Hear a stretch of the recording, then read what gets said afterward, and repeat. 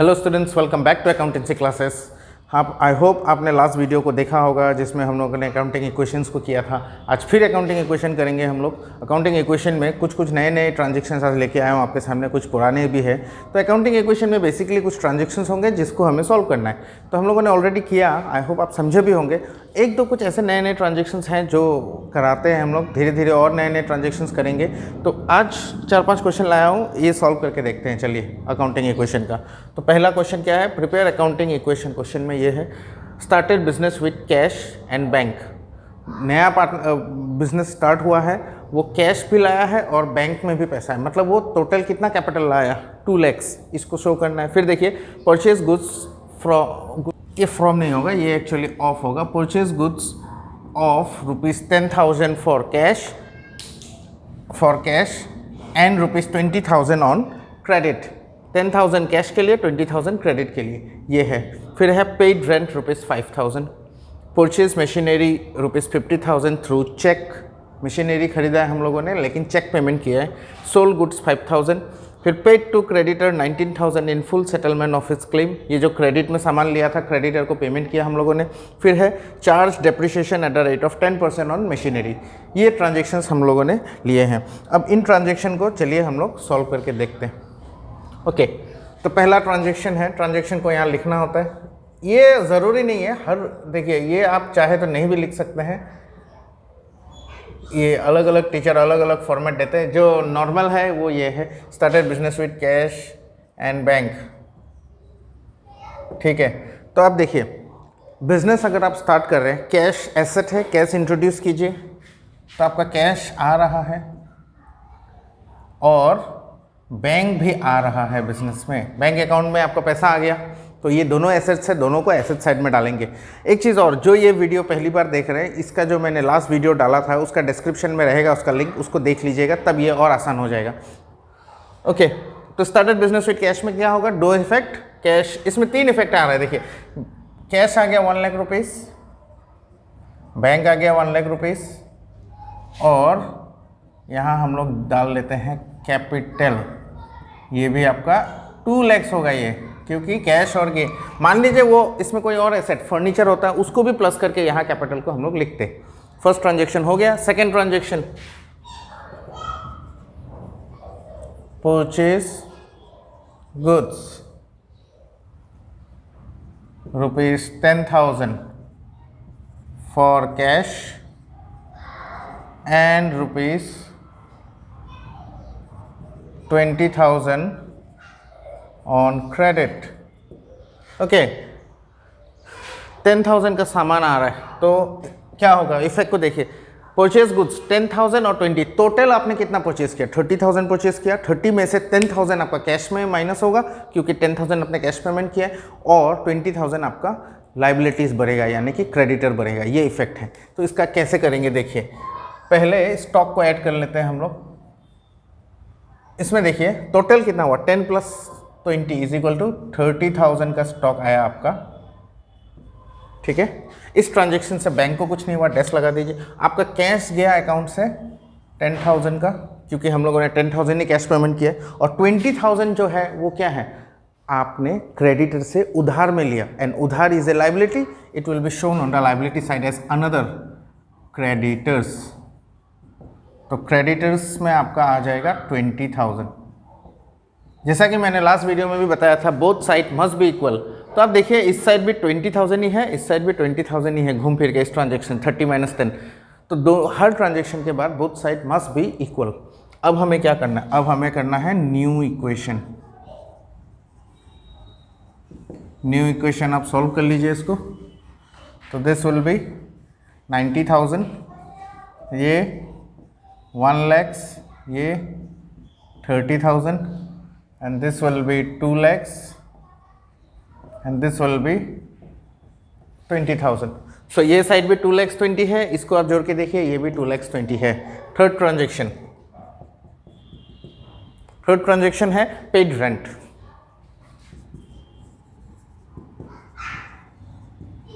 Paid rent 5,000। You can see, अगर हम लोग रेंट पे करेंगे तो कैश जाएगा।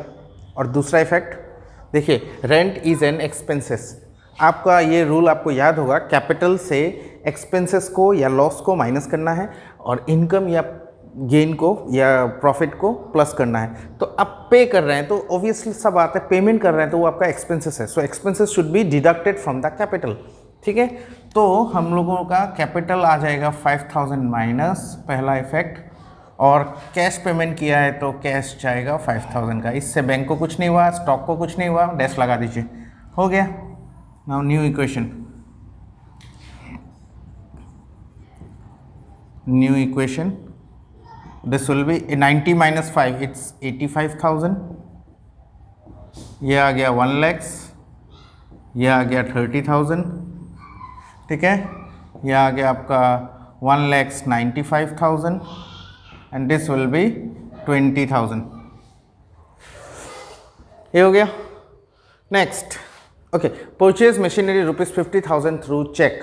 इसमें क्या हो रहा है, मशीन आपने परचेज किया 50,000 का, तो मशीन एक एसेट है, आ रहा है। आप स्टॉक में मत डालिए, एक्स्ट्रा एक इंक्लूड कीजिए विच इज मशीन। मशीन आ रहा है तो मशीन को पहले बढ़ा लेते हैं, पहला effect. So we will introduce one more asset which is machine. Machine हम लोगों ने लिया 50,000 का, ये मशीन का लाइन में 50,000 मैंने डाल दिया, ठीक है। अब नेक्स्ट क्या हो रहा है, इससे स्टॉक को कुछ नहीं हुआ, मशीन को किससे परचेज किया हम लोगों ने, चेक से।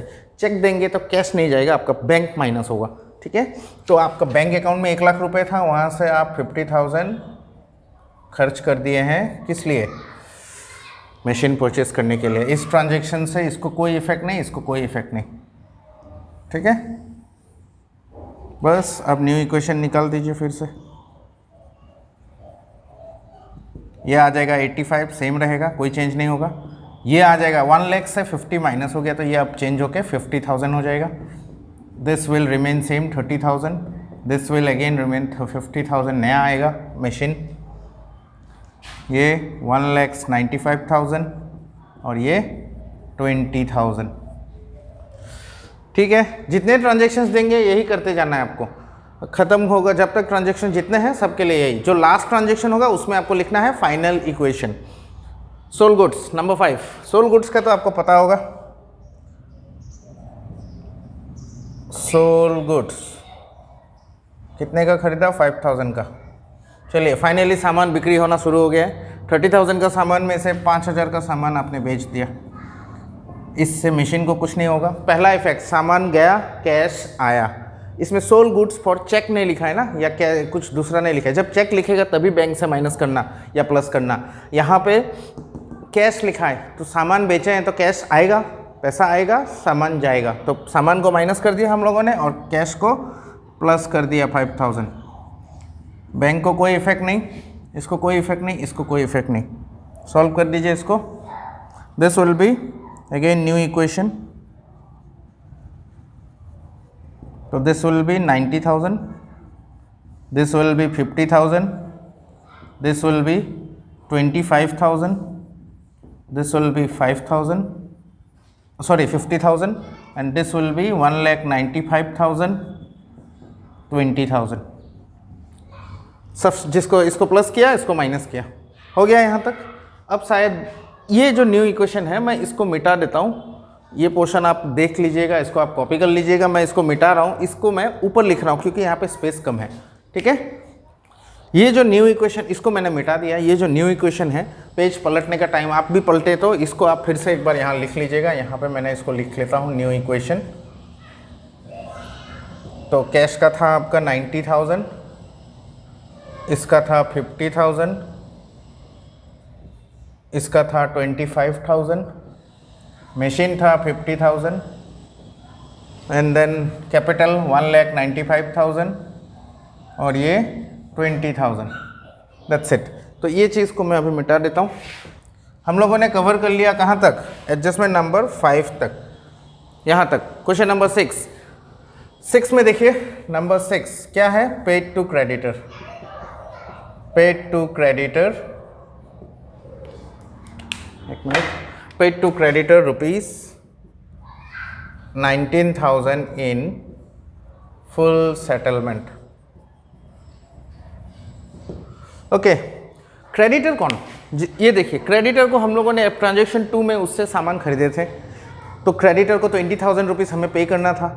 20,000 का अभी टाइम आया उसको पेमेंट करने का। क्रेडिटर को हम लोगों ने पेमेंट किया 19,000 in full settlement of the claim. इसका मतलब क्या हुआ, 19,000 पे करेंगे फुल सेटलमेंट, मतलब और पेमेंट नहीं करना है पूरा। उसको हम लोगों ने बोला कि भाई 19,000 रखो, सेटल करो, ख़त्म करो। डैट मीन्स क्रेडिटर टोटली 20,000 का ख़त्म हो गया, लेकिन हम लोगों ने पेमेंट कितना किया, 19,000। तो 1,000 रुपये का हमें प्रॉफिट मिल गया इसमें। तो प्रॉफिट को क्या करेंगे, कैपिटल से प्लस करेंगे, ठीक है। प्रॉफिट कैपिटल से प्लस होगा, क्रेडिटर पूरा माइनस होगा, और कैश कितना आएगा 19,000। चलिए कैश पेमेंट होगा 19,000, चलिए करके देखते हैं। तो यहाँ से माइनस कीजिए 19,000 कैश, बैंक में कुछ नहीं, स्टॉक में कुछ नहीं, मशीन में कुछ नहीं, क्रेडिटर पूरा 20,000 चला गया। तो इससे आपको 1,000 रुपये का प्रॉफिट हो गया, उसको कैपिटल में प्लस कर दीजिए। ये ट्रांजैक्शन को आप ध्यान से देख लीजिएगा, कोई प्रॉब्लम नहीं आनी चाहिए इसमें।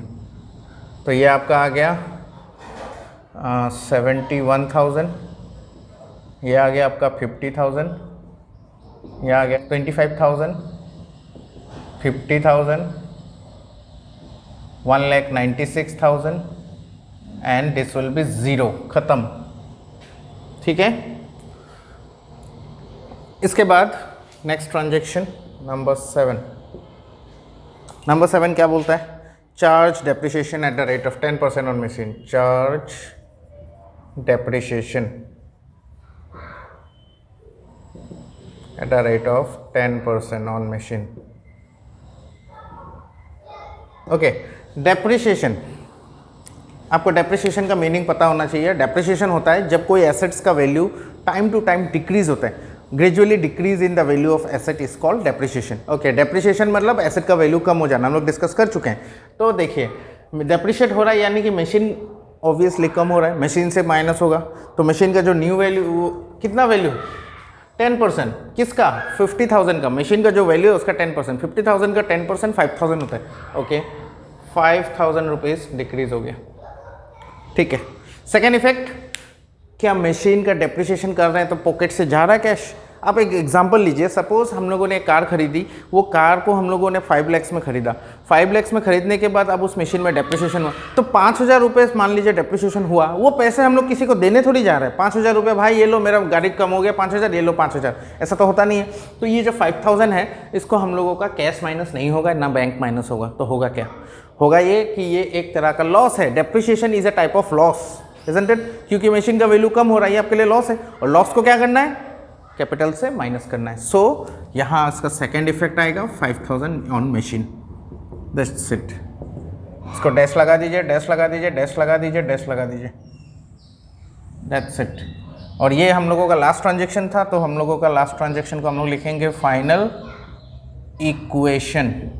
दिस विल बी 71,000, 50,000, 25,000, ये 5,000 कम हो गया तो 45,000, ये फिर 1,91,000, खत्म।